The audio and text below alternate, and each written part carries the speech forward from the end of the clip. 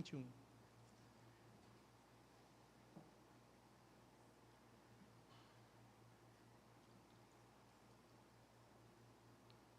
Antes de irmos ao texto, eu queria trazer a vocês uma nota explicativa acerca dos nossos próximos domingos, dos nossos próximos encontros. Como você pode perceber na parte da frente do seu boletim, hoje nós estaremos iniciando uma nova série de mensagens. Como ela estará funcionando, como ela se dará? Nesta noite, nós vamos aprender um pouco a respeito do perigo que há na avareza, no perigo ou no poder que o pecado tem em dominar os nossos corações. No próximo domingo, haveremos de ouvir um pouco acerca do poder libertador do Evangelho, que nos transforma de pessoas escravizadas e presas para pessoas com uma mente e coração transbordante de graça e de generosidade. No terceiro sermão, haveremos de ouvir um pouco acerca de como este poder libertador alcança indivíduos, alcança pessoas como eu e como você. E, por fim, haveremos de aprender como este Evangelho tem o poder de não apenas impactar indivíduos, mas tem o poder de impactar comunidades locais, fazendo destas comunidades locais instrumentos preciosos na mão de Deus. Que você possa preparar o seu coração para os próximos domingos, possa convidar outras pessoas, possa se comprometer a ouvir todas as mensagens e orar com expectativa por aquilo que Deus haverá de falar aos nossos corações. Amém? Convido você nesse instante a voltar os seus olhos comigo, acompanhe atentamente a leitura que estarei fazendo, dos versos 13 até o verso de número 21 nesse instante. Nesse ponto, um homem que estava no meio da multidão lhe falou: Mestre, ordena meu irmão que reparta comigo a herança. Mas Jesus lhe respondeu: Homem, quem me constituiu juiz ou partidor entre vós? Então lhe recomendou: Tende cuidado e guardai-vos de toda e qualquer avareza, porque a vida de um homem não consiste na abundância dos bens que ele possui. E lhes proferiu ainda uma parábola, dizendo: O campo de um homem rico produziu com abundância, e arrazoava consigo mesmo, dizendo: Que farei, pois não tenho onde recolher os meus frutos? E lhe disse: Farei isto, destruirei os meus celeiros, reconstruí-los-ei maiores, e aí recolherei todo o meu produto e todos os meus bens. Então direi à minha alma: Tens em depósito muitos bens para muitos anos. Descansa, come, bebe, regala-te. Mas Deus lhe disse: Louco, esta noite te pedirão a tua alma, e o que tens preparado, para quem será? Assim é o que entesoura para si mesmo e não é rico para com Deus. Irmãos, há alguns anos atrás, como diz o meu amigo Caio, não há alguns anos atrás, há alguns anos, uma professora que trabalhava em uma universidade nos Estados Unidos, compartilhou um pouco de suas experiências, aquilo que tomava o seu coração, com um de seus melhores alunos, contando um pouco da sua vida, dos seus primeiros anos de vida, em que ainda não estava naquele estado, mas morava no outro lado do país, na outra ponta do país. Aquela mulher disse que ela cresceu em um lar muito simples, que os seus pais viveram em uma situação bem desafiadora nos seus primeiros anos. Ela cresceu no ambiente da Grande Depressão americana, onde famílias, empresas, negócios quebraram, o país se viu em uma profunda crise. No entanto, ao chegar naquela cidade, ela conta que o seu pai conseguiu um emprego no banco, e à medida que os anos se passaram, ele conseguiu galgar boas posições, atingindo uma posição de conforto e tranquilidade financeira para a sua família. Ela, juntamente com as suas 4 e outras irmãs, trilharam rumos completamente diferentes. As suas 4 irmãs mais novas permaneceram no estado, permaneceram na cidade, moraram perto de seus pais ao longo de toda a vida, casaram-se com pessoas dali mesmo. Ela, por outro lado, desejando estudar, rumou para o outro lado do país. Anos se passaram, nunca conseguiu regressar à sua cidade natal. exceto para viagens de férias pontuais, até que ela recebe a notícia que o seu pai havia falecido. Sem pensar duas vezes, organiza as coisas, compra as passagens, juntamente com seu marido, volta à sua cidade natal, e chegando lá, algo a tomou, algo a pegou de surpresa. Entre o luto, o abatimento e o choro quase que descontrolado de sua mãe, ela percebeu que todas as coisas da casa estavam com uma tarja, com uma etiqueta, que dizia, por exemplo, Maria, Joana, Paula, Natália.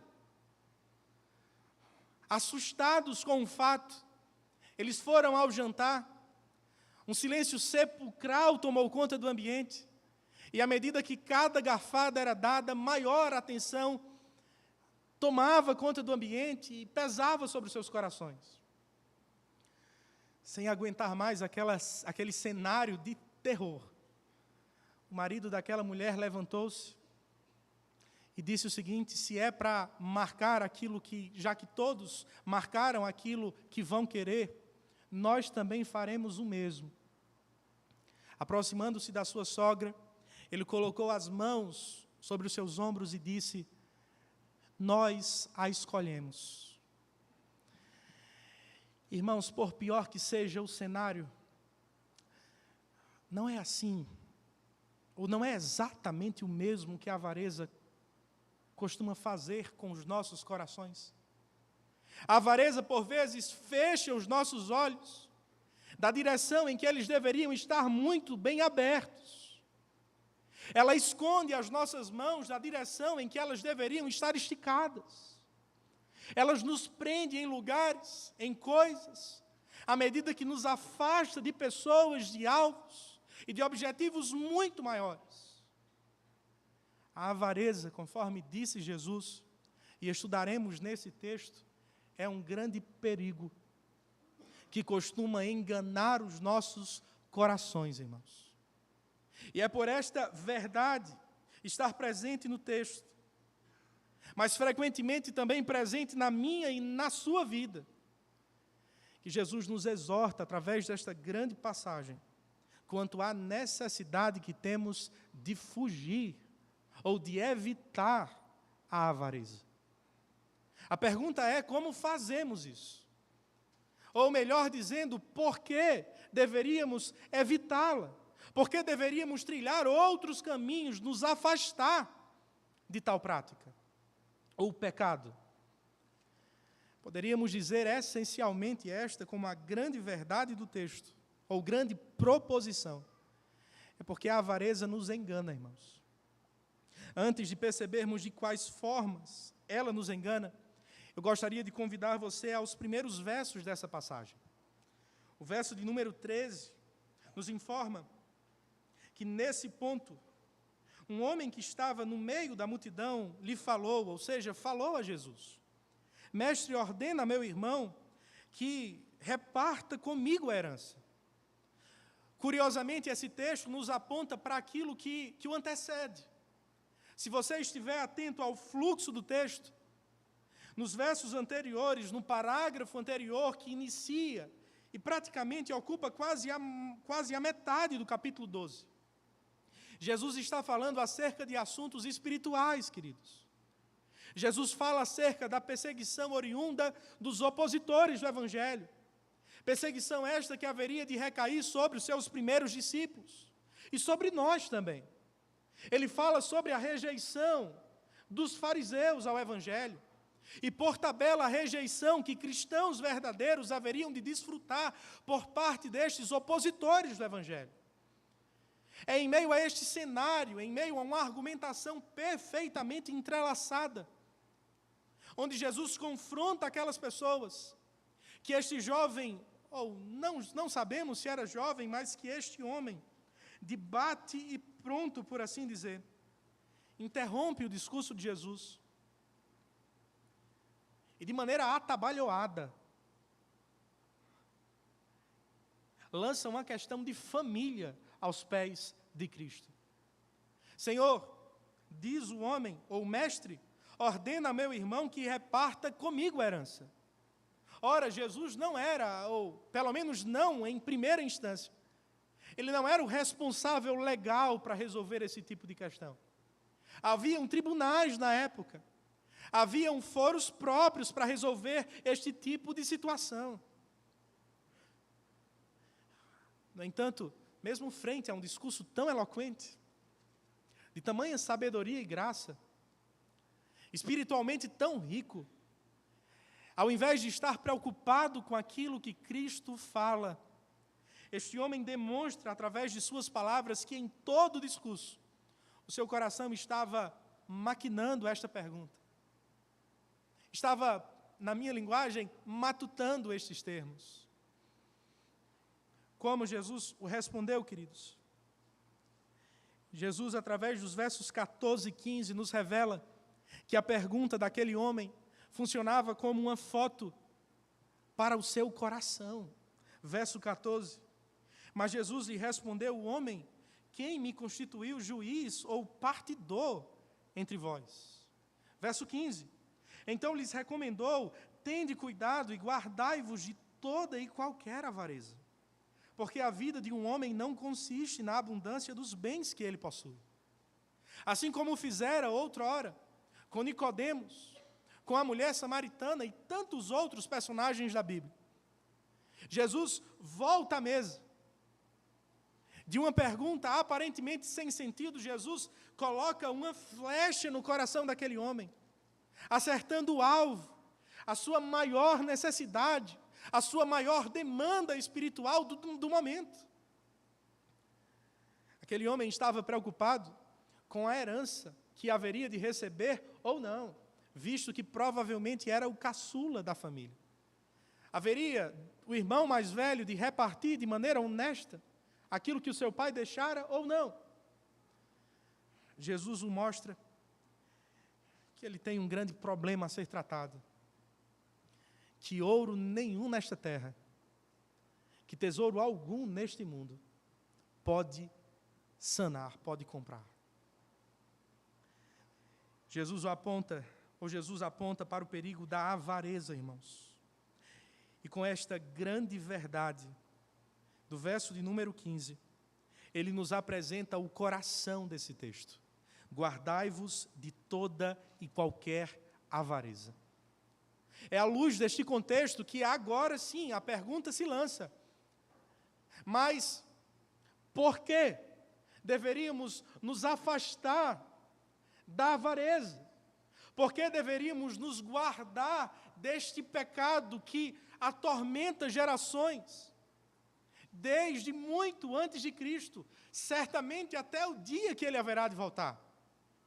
Em primeiro lugar, este texto nos revela, irmãos, gostaria de perceber esta verdade com vocês, a partir dos versos 16 a 18, que a avareza nos engana, distorcendo a nossa compreensão quanto ao uso das riquezas. Note comigo outra vez o verso 16. Jesus abre o texto, ou pelo menos abre a resposta ainda mais direta àquele homem com uma grande, preciosa parábola. Lucas, dentre todos os outros evangelistas, é aquele que mais entrega parábolas. E, curiosamente, diferente de várias outras, esta não se encontra em nenhum outro dos evangelhos. É, por assim dizer, única do evangelho de Lucas. Vejamos a parábola. Eles proferiu ainda uma parábola dizendo, o campo de um homem rico produziu com abundância. E arrazoava consigo mesmo, dizendo, que farei, pois, não tenho onde recolher os meus frutos. E disse, farei isto, destruirei os meus celeiros, reconstruí-los-ei maiores, e aí recolherei todo o meu produto, e todos os meus bens. Com o verso de número 16, eu e você conseguimos perceber a visão, ou a realidade acerca deste acontecimento que Jesus relata. A verdade quanto ao ocorrido, quanto àquela grande produtividade, quanto àquela grande colheita, quanto àquela produção que deu muito certo, está destacada no verso 16. O campo de um homem rico produziu com abundância. Quem está sendo destacado aqui? Sobre quem repousa o sucesso de tamanha produção? De fato, não é sobre o homem, mas sobre o campo. Lucas destaca: o campo produziu com abundância. Há fatores inúmeros: água, sol, as propriedades do solo, as pestes, inúmeros fatores que nós não conseguimos controlar, que este homem, que este fazendeiro, que este produtor não tinha sobre o cuidado de suas mãos. Todavia, por mais que esta fosse a descrição da realidade, vejamos como o homem enxergava a realidade. Verso de número 17. E arrazoava consigo mesmo, dizendo: o que farei, pois não tenho onde recolher os meus frutos. Perceba comigo a série de pronomes possessivos que nós encontramos no texto. Arrazoava consigo mesmo, dizendo: o que farei eu, pois não tenho onde recolher os meus frutos. E disse: farei isto, destruirei os meus celeiros, reconstruí-los-ei maiores, e aí recolherei todo o meu produto e todos os meus bens. Então direi à minha alma: tens em depósito muitos bens para muitos anos. Descansa, come, bebe e regala-te. Qual o problema deste homem? Por que Jesus utiliza esta parábola e nos aponta o exemplo deste fazendeiro? Qual é a imprecisão que este homem carrega em seu coração? Ele tem uma visão completamente distorcida acerca das riquezas, irmãos. Inicialmente, ele tem uma visão distorcida acerca das riquezas no que tange àquele a quem, de fato, elas são de direito, ao seu genuíno proprietário. O texto, no verso 16, nos é claro, quando fala que foi o campo que produziu. E nós sabemos quem era o Senhor do campo por excelência. O Senhor do campo, assim como o Senhor das nossas vidas, assim como o Senhor dos nossos trabalhos, assim como o Senhor da nossa saúde, porque se Ele não quiser, não tem quem fale. Senhor de todas as coisas é o próprio Deus. Este homem, por outro lado, através de suas falas, de seu discurso, nos revela o conceito equivocado que ele nutria em seu coração quanto ao verdadeiro proprietário de tudo aquilo. Segundo a sua própria visão, era ele mesmo. Ele era o Senhor de tudo. Foi ele que produziu, foi ele o responsável por tamanha colheita. E é porque entende isso que, em segundo lugar, este homem tem uma visão completamente distorcida quanto ao propósito das riquezas. Note que, em nenhum momento, nestes dois versos que lemos, ou melhor dizendo, 3, 17, 18 e 19, o nome de quaisquer outras pessoas são destacadas aqui. Mas, pastor, não existia fome na época. Será que não, irmãos? Não existiam necessitados? Que grande mentira! Quando nós olhamos para o texto bíblico, há prescrições legais, justamente a fim de abençoar casos assim. Vocês se recordam do texto de Ruth, por exemplo, em que esta mulher moabita se aproxima do campo de Boaz, e Boaz, generosamente fazendo um completo contraste com este homem, fala aos seus servos, dizendo: servos, não colham todas as coisas, as que caírem ao chão deixai, para que aqueles que não possuem, como por exemplo Ruth, possam colher e serem assim abençoados. Não foi coisa da cabeça de Boaz, foi uma provisão do coração de Deus, irmãos. Por outro lado, este homem, ao enxergar as suas propriedades, ao enxergar a grande produtividade que o Senhor havia lhe concedido, a única coisa que passa em sua mente é: ora, diante de tamanha produção, vamos resolver o problema. Destrói tudo, constrói maiores. E por quê? Verso de número 19. A fim de que possa dizer à minha alma: tens em depósito muitos bens para muitos anos. Nós encontramos na figura deste homem uma perfeita descrição do que é uma visão distorcida, tomada pelo engano da avareza. Quando somos tomados pela avareza, excluímos Deus da equação. Quando somos tomados pela avareza, excluímos as pessoas do resultado. As pessoas não são levadas em consideração. Não usamos coisas a fim de amarmos as pessoas. Usamos pessoas a fim de termos mais coisas. Na prática, nos tornamos ateus, irmãos. Ateus práticos. Quando olhamos para esse texto, deveríamos estar bem informados que não se trata de um fato único, pontual na história, nunca antes visto antes de Cristo, e jamais visto ou contemplado pós-Jesus. Ao invés disto, este pecado tem levado gerações inteiras, tem seduzido gerações desde os dias pós-queda até os dias de hoje. Quando nós olhamos para a Escritura, citando James Boyce, ele nos fala que no livro de Josué, nós somos apresentados ao típico pecado de Acã, que ao invés de obedecer a Deus, destruindo todas as coisas como ele havia ordenado na batalha de Ai, aquele homem toma para si parte do espólio que deveria ser consagrado ao Senhor. Quando passamos as páginas do Antigo Testamento, encontramos o exemplo de Salomão, que apesar de tão sábio, foi tomado pelo amor das posses, do dinheiro, e por um bom período da sua vida, quiçá pela vida inteira, viveu tolamente correndo como quem corre atrás do vento, vivendo como quem tenta matar a sua sede com água salgada. Passando as páginas da Bíblia, somos apresentados agora no Novo Testamento, ao exemplo de Ananias e Safira, um casal que, aparentemente marcados pela piedade, prometem diante dos pés dos apóstolos entregar parte de um terreno que haviam vendido, para que este terreno pudesse ser abençoado, pudesse ser usado para abençoar os irmãos, abençoar a igreja e, por tabela, contribuir com o avanço do Evangelho.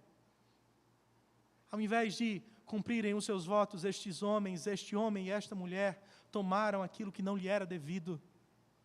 Quando passamos mais páginas, encontramos o exemplo de Demas, companheiro leal, fiel do apóstolo Paulo, elogiado em várias de suas cartas. Homem que não havia deixado Paulo em meio aos momentos difíceis da caminhada. Mas quando o apóstolo Paulo chega na sua última carta, na carta do martírio, na carta que antecede a guilhotina, na carta que antecede os seus últimos passos do lado de cada eternidade, o apóstolo Paulo diz acerca de Demas que ele o deixou. Ele o deixou porque ele amou o presente século, abandonando. Não se trata de um caso pontual, irmãos, mas de uma prática frequente, de um pecado que tem seduzido, dominado e matado centenas de milhares de pessoas ao longo da história. Pastor, se isto é verdade, e é verdade, então como lutamos contra a avareza, como lutamos contra este grande inimigo que tenta tomar conta dos nossos corações? De fato não é passando a encarar que a riqueza é algo essencialmente ruim, porque não é. Não é a riqueza que é o princípio de todos os males. É o amor à riqueza, o princípio de todos os males. Quem criou a riqueza, irmãos? Foi o próprio Senhor Deus. Quando olhamos para o início de todas as coisas, no livro dos começos, Gênesis, aprendemos que foi o Senhor que trouxe tudo o que há de belo neste mundo. todos os recursos naturais, e deu como parte de um dos seus mandatos a sua criação, o mandato cultural, o papel de desenvolver a criação, o papel de otimizar cada um destes recursos que nos foram confiados, como vices-regentes, como administradores da criação. É por isso que trabalhar é trabalhar para a glória de Deus. É por isso que ser médico é ser médico para a glória de Deus. É por isso que ser fazendeiro é ser fazendeiro para a glória de Deus. É por isso que fazer qualquer coisa é fazer para a glória de Deus, porque o Senhor nos chamou para isso. O caminho para batalhar contra a avareza não é o caminho do monastério, tão defendido por tantos séculos. Não é o caminho de nos isolarmos do mundo, de fazermos votos franciscanos, de vendermos todas as nossas posses e de vivermos com roupas esfarelando pelo caminho. Lutar contra a avareza não significa se afastar dos recursos que o Senhor nos concedeu. Significa nos aproximarmos juntamente com todos eles aos pés da cruz, irmãos. Significa entendermos que a nossa vida é uma vida diante de Deus.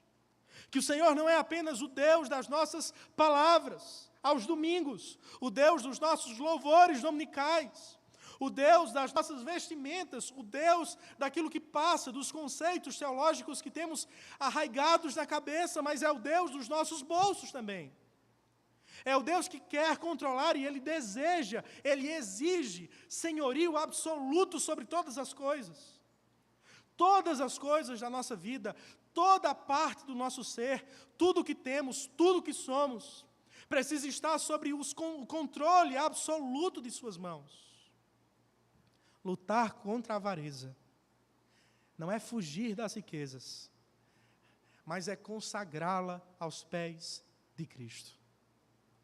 É entender que o Senhor deu o que nos deu, para a glória dEle. Nós vamos desenvolver mais essa ideia nos próximos pontos. Mas isso não para somente no atendimento, na satisfação das nossas necessidades familiares, pessoais. Entender o relacionamento com as riquezas ou com os recursos, viver para a glória de Deus em nossas finanças, não pode acabar nos muros das nossas próprias casas. Se precisamos fugir da avareza, porque ela nos engana, trazendo uma compreensão equivocada quanto ao uso das riquezas. Em segundo lugar, perceba os versos 19 a 20.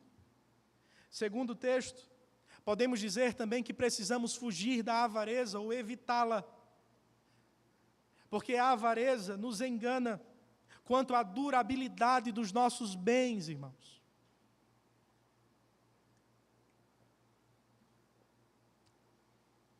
Leiamos outra vez, verso 19.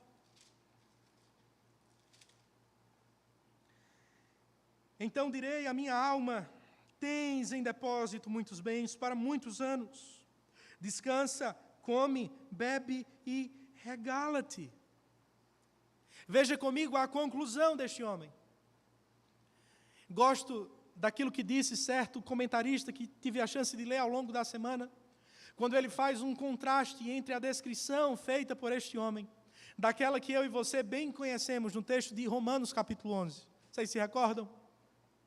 Quando Paulo, depois de expor a doutrina da salvação, explode em júbilo, explode em cântico de louvor e de adoração, aquilo que chamamos de doxologia, adorando a Deus, dizendo: ó, profundidade das riquezas, tanto da sabedoria como do conhecimento de Deus, como insondáveis são os teus caminhos, como inescrutáveis são os teus juízos. Quem, pois, conheceu a mão do Senhor? Quem foi o seu conselheiro? Quem lhe deu primeiro para que seja atribuído? Porque dele, para ele e por meio dele são todas as coisas, a ele, pois, a glória eternamente. Amém.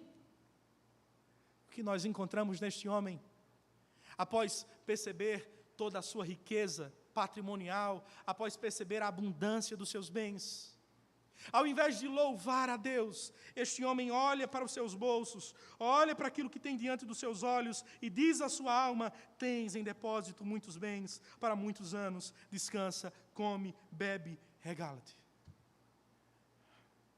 É um triunfo, é um hino de alto louvor, de alto glorificação, é o hino do ego sendo cantado a plenos pulmões. Ó, minha alma, descansa nos bens que tu possui. Ó, minha alma, descansa naquilo que depois de tanto trabalho, por braço humano, pela força da minha capacidade, consegui apresentar para mim mesmo. Não é este o hino da nossa cultura? Não é este o hino entoado nas repartições em que trabalhamos, nas empresas aonde servimos, nas famílias que visitamos, nos jantares onde vamos, nas pessoas dos mais diferentes lugares e círculos que não conhecem o Evangelho? A questão é, se esta é a avaliação que ele faz de si mesmo, precisamos nos perguntar, mas e quanto à avaliação de Deus? Como Deus enxerga o hino de louvor próprio deste homem? Verso de número 20. Mas Deus lhe disse: louco, esta noite te pedirão a tua alma, e o que tens preparado, para quem será? Se por um lado este homem louva os seus bens, se por um lado este homem se gaba por ser bem-sucedido aos olhos dos homens de seu tempo, aos olhos dos seus colegas de trabalho, aos olhos dos seus demais familiares que não temiam a Deus, qual a avaliação de Deus, irmãos?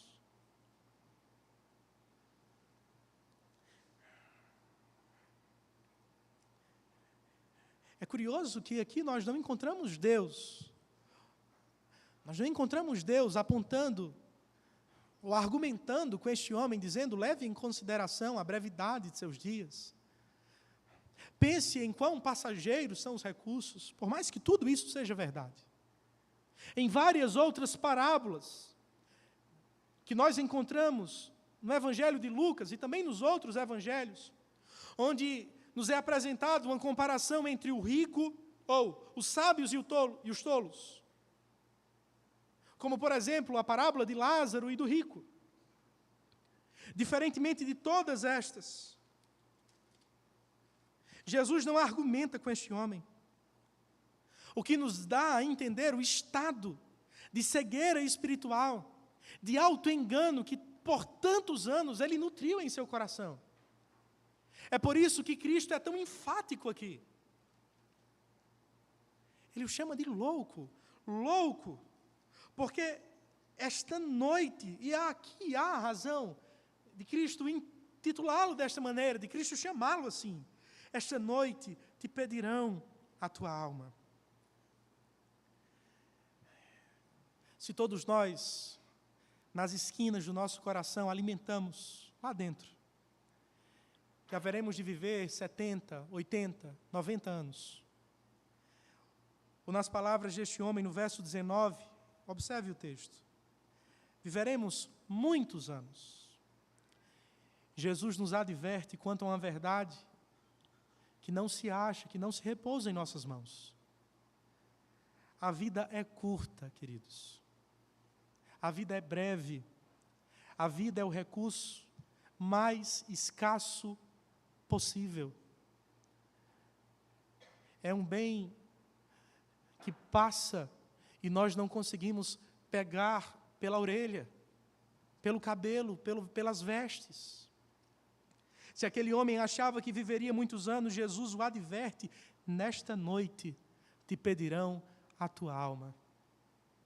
Quem dentre nós poderia dizer que esse texto não se aplica aos nossos corações? Pelo menos no que diz respeito à possibilidade de não passarmos desta noite. Quem dentre nós pode levantar a mão com convicção e falar que chegará até amanhã, que hoje mesmo não haverá de prestar contas diante do tribunal de Deus, que hoje mesmo não se encontrará diante daquele grande juiz? Por mais saúde que tenhamos, por melhor que sejam os nossos recursos, planos de saúde, nada nesta vida é firme o suficiente, ou é forte o suficiente para nos garantir que chegaremos até amanhã. E é por isso que Jesus o adverte, encerrando esta declaração. Verso 19. O que tens preparado, para quem será?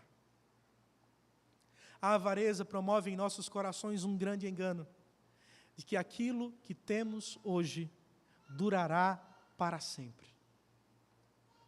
De que o esforço do nosso braço dará rendimentos vitalícios eternos. Não é verdade. A nossa vida não se acaba no túmulo. O Senhor nos criou para viver uma eternidade com Ele. O único dividendo que poderá repercutir para toda a eternidade não é este, mas é da riqueza que logo mais aprenderemos no verso 21. Todos os demais recursos haverão de perecer. Deixe-me lhe perguntar aquela pergunta que você já ouviu talvez 10.000 vezes.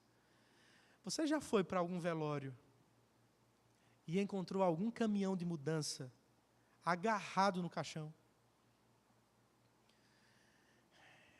Eu tive a triste experiência de, na virada de um ano, para uma outra cidade, passar férias com a minha família, com um familiar querido. Este homem, muito bem de vida, já aposentado, muito bem estabilizado, era um daqueles exemplos de referência da família que eu acho que todo mundo tem. E aquele homem adorava os seus bens. A conversa se tornava até um tanto desagradável, porque, hora ou outra, chegaria no ponto do carro que possui, do apartamento que mora, dos lugares onde viaja. Você poderia começar no Flamengo e Vasco, acabaria lá, não tinha jeito. Para sua surpresa, naquele ano, após uma aquisição de grande porte para o seu perfil, nós somos surpreendidos com a sua morte na virada.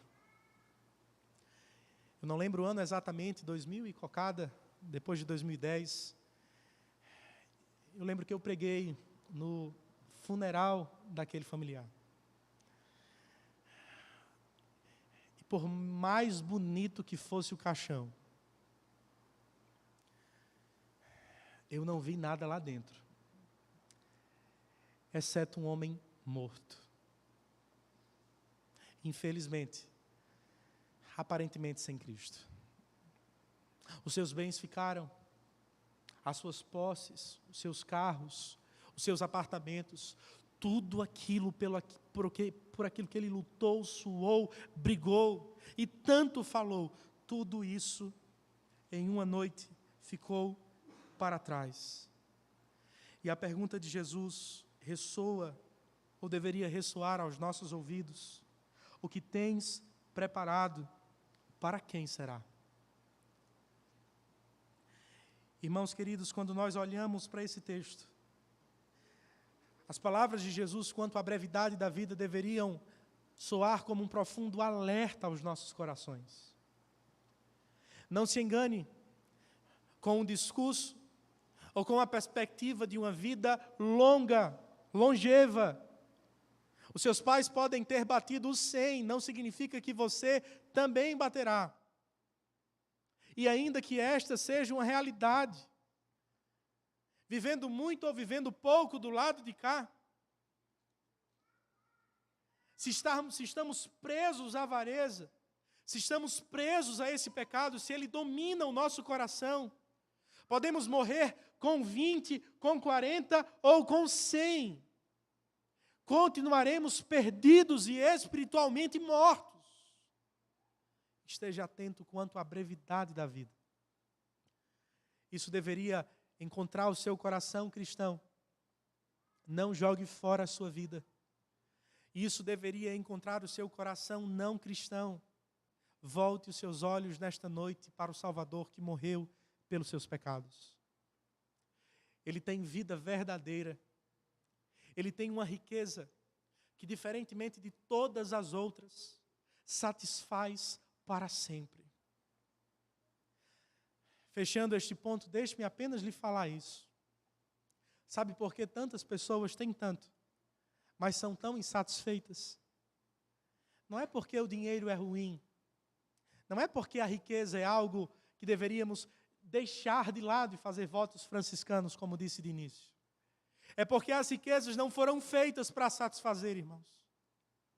As riquezas foram feitas para apontar para aquele que satisfaz.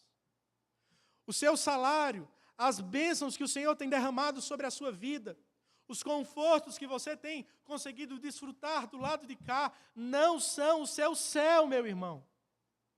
Não é a sua eternidade, não é a sua morada final.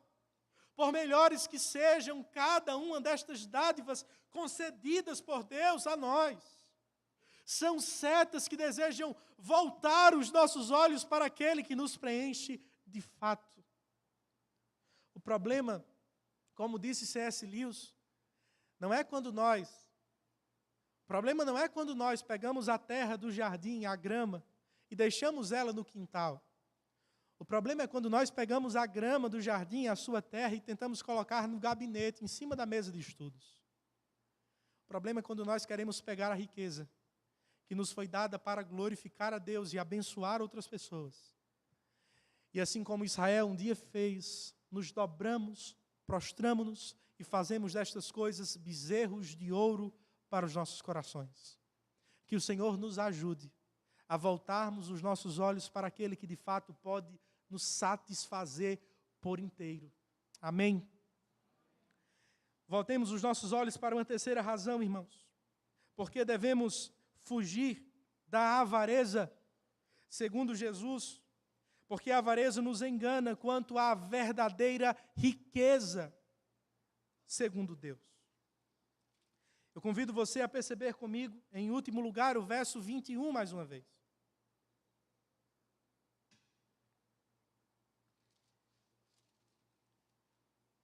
O texto nos diz: assim é o que entesoura para si mesmo e não é rico para com Deus.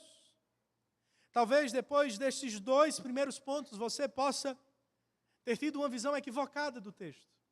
Do tipo, Jesus é contra investimento. Jesus é contra dinheiro. Jesus não é contra investimento. Conforme o verso 21 nos informa, Jesus é contra maus investimentos. Ou seja, Jesus é contra colocar o nosso coração no conforto e segurança que o dinheiro pode comprar neste mundo, irmãos. É desta prática que o texto nos exorta vez após vez. Se não deveríamos investir em títulos passageiros, terrenos, que passam, que acabam, que podem ser dissolvidos no ar rapidamente. Se não deveríamos colocar, pelo menos não primariamente, ou essencialmente as nossas forças nesses investimentos, aonde deveríamos investir então, irmãos? Quais são estes investimentos que levam alguém a ser rico para com Deus? Eu gostaria de convidar você, mantendo uma mão no texto de Lucas ainda, Lucas 12, em que estamos lendo, voltar a sua atenção comigo para o texto de 1 Timóteo, capítulo 6, verso de número 18 e 19. O texto de 1 Timóteo se encontra já no final do Novo Testamento. Passe vários livros e você encontrará este texto que nos diz que pratiquem o bem, sejam ricos de boas obras, generosos em dar e prontos a repartir, que acumulem para si mesmos tesouros, sólido fundamento para o futuro, a fim de se apoderarem da verdadeira vida. Você quer ser rico para com Deus? Quer entender o que de fato é um ótimo investimento à luz da eternidade? Eis uma boa orientação. Eis uma excelente diretriz de investimento. Invista no reino de Deus. Em termos práticos, invista em boas obras, diz o apóstolo Paulo, inspirado pelo Senhor. O texto nos leva a fazer um movimento radical, de um movimento voltado, ou de um investimento voltado em um bolso egocêntrico. O texto, no verso 21 do capítulo 12 de Lucas, agora volte comigo para lá, nos ensina a fazermos investimentos cristocêntricos, irmãos. Ao invés de nos deixarmos no controle dos nossos bolsos, dando assim lugar à avareza, o texto nos leva a um movimento radicalmente oposto.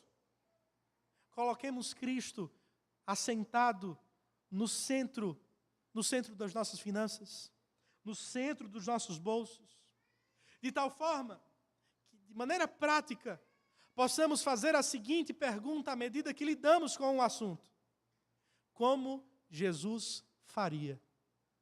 Como Jesus deseja que os meus, ou melhor, me perdoem o termo, como Jesus deseja que o dinheiro dele.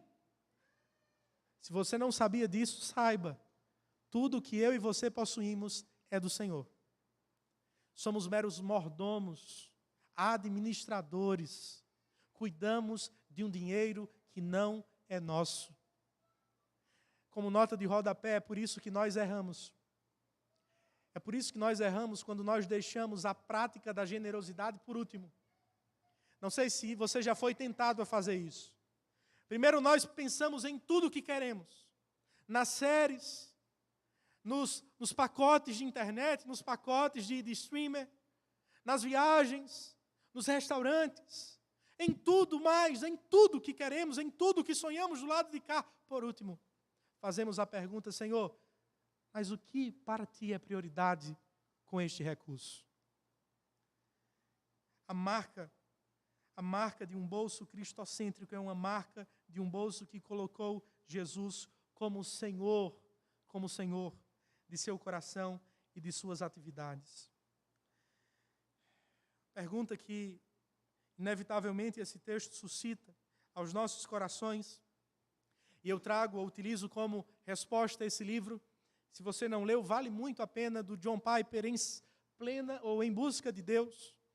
Em um de seus últimos capítulos, para mim, um dos mais fantásticos, ele lança a seguinte pergunta, que este texto também nos faz: por que Deus nos faz prosperar?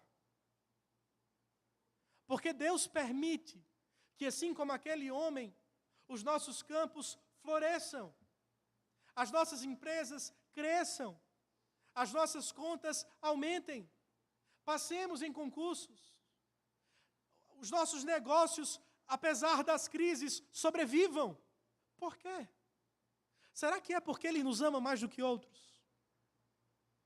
Será que é porque Deus te ama mais do que Ele ama igrejas no coração da África, lá em Guiné-Bissau?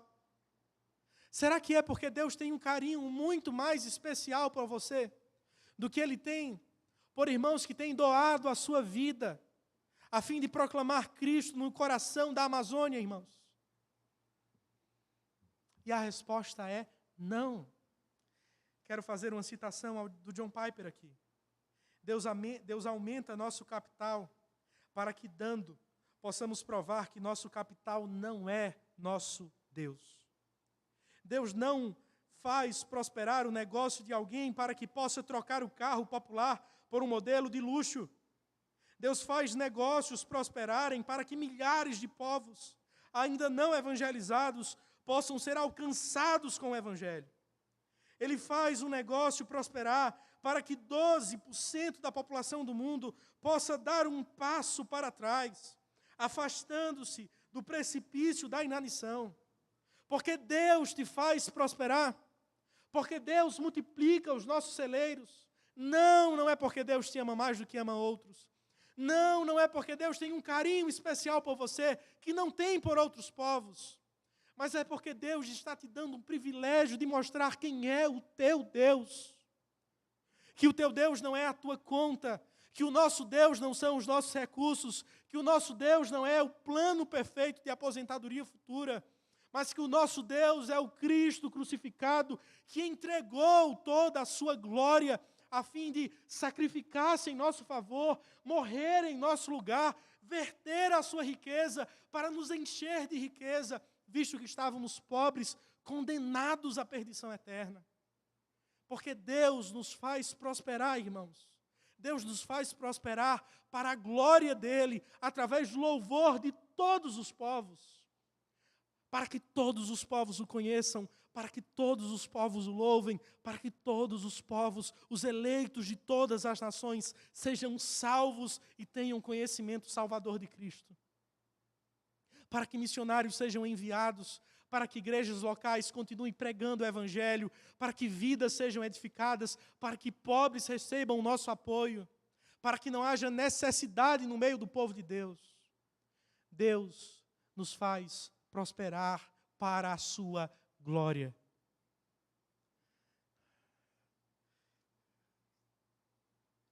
Se isto é verdade, dirigindo-me aos jovens, aos nossos irmãos mais velhos, aqueles que já se encontram aposentados, à luz desse texto, somos encorajados a traçar um plano para a nossa aposentadoria. E o plano que esse texto nos oferece é simples, mas radical. Não desperdice a sua aposentadoria. Nós encontramos aqui, pela primeira vez, ou se não pela primeira, um dos poucos indícios de alguma coisa mais ou menos parecida com aquilo que chamamos de aposentadoria. Um homem que produziu muito e que após a sua larga produção diz à sua própria alma: tens em depósito muitos bens para muitos anos. O que tanto sonham com a aposentadoria? Descanso, come, bebe, regala-te. Curiosamente, esse texto, este exemplo, não é aprovado por Deus como modelo de aposentadoria que deveríamos perseguir. Na verdade, Cristo rejeita por inteiro. Nada contra os aposentados, eu os amo profundamente, viu? Eu quero falar aquilo que vocês podem fazer na aposentadoria, que é maravilhoso. Mas esse texto nos diz que tal postura é loucura. E que bom que ao meu lado eu tenho ninguém mais, ninguém menos do que o próprio Senhor dizendo que é loucura. Se fosse só eu, vocês poderiam me atirar pedras nesse momento. Não sou eu que estou dizendo que tal aposentadoria é loucura, é Cristo, irmãos. É o próprio Deus. É completamente diferente do padrão cultural no qual estamos inseridos. É completamente diferente daquilo que sonhamos talvez a vida inteira, dos planos que traçamos, de rodar o mundo e de sermos mochileiros, de comermos do melhor desta terra nos 4 continentes, ou todos os continentes deste mundo. Pode parecer sabedoria para todos, mas para Deus é loucura. E por que é loucura? É loucura porque a nossa vida não se limita ao tempo presente. É loucura porque não estamos em um playground, mas em um campo de guerra. É loucura porque Cristo não nos disse que estaríamos em meio a um paraíso já restaurado. Aguardamos o paraíso restaurado. Estamos em um campo de batalha onde devemos levar o Evangelho a outras pessoas. É por isso que esse discurso egocêntrico e não um discurso cristocêntrico não faz sentido. Não faz nenhum sentido. Certo, se esse não é o modelo de aposentadoria que deveríamos sonhar e adotar, o que deveríamos fazer? Conversando com um amigo da igreja, um irmão já aposentado, que admiro muito, rompendo com o popularmente correto, ele disse: pastor, esse discurso de que a aposentadoria é a melhor idade, isso é conversa fiada, em outras palavras. Não é a melhor idade. É dor, é doença, é desafio. E eu acho que os aposentados, eles não haveriam de discordar tanto assim. Mas ele disse algo interessante. Por mais que em muitos sentidos não seja a melhor idade, é uma idade de muitas oportunidades também. É uma idade onde podemos ajudar pessoas. Você já pensou nisso? Já considerou, aposentados, agora diretamente a vocês, vocês já consideraram esta opção? Já considerou usar o tempo de sobra? Não para assistir mais filmes, séries, novelas, ou qualquer outra coisa. Não para gastar tempo consigo mesmo, mas para de forma intencional fazer da sua aposentadoria uma plataforma da missão para a glória de Deus. Investindo mais em pessoas, investindo mais no avanço do Evangelho, na obra do Senhor, doando o tempo que lhe sobra, não de forma ociosa, mas de forma proveitosa, a fim de levar o Evangelho a outros. Que não desperdicemos a nossa aposentadoria.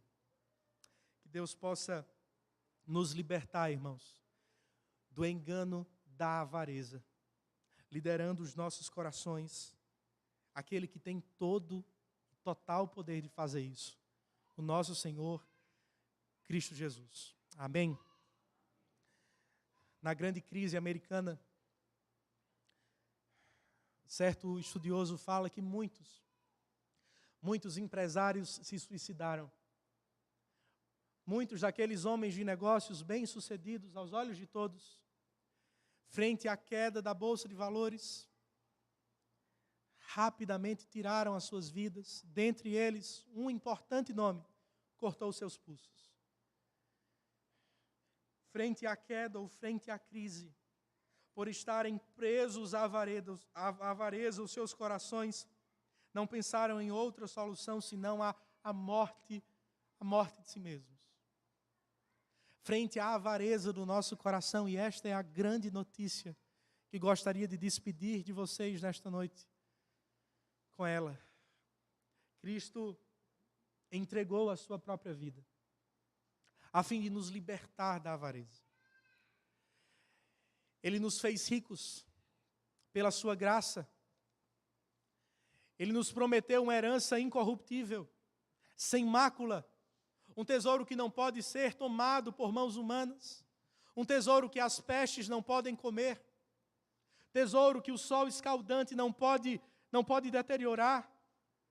Nós temos em Cristo uma herança preciosa. E tudo isso começou através daquela cruz ensanguentada, onde Ele entregou-se por nossos pecados.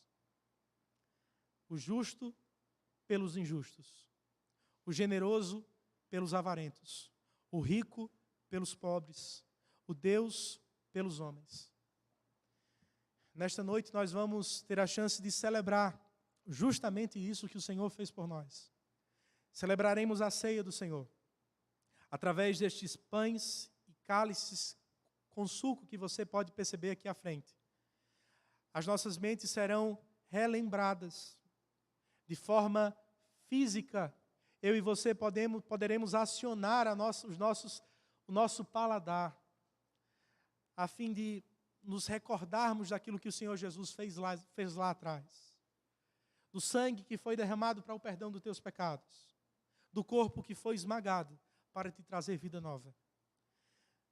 Nesse instante eu queria convidar, o pastor Altair estará liderando esse momento, os presbíteros aqui à frente, o grupo de louvor que logo estará também nos acompanhando nesse momento, e você a se colocar em pé e se preparar para esse instante.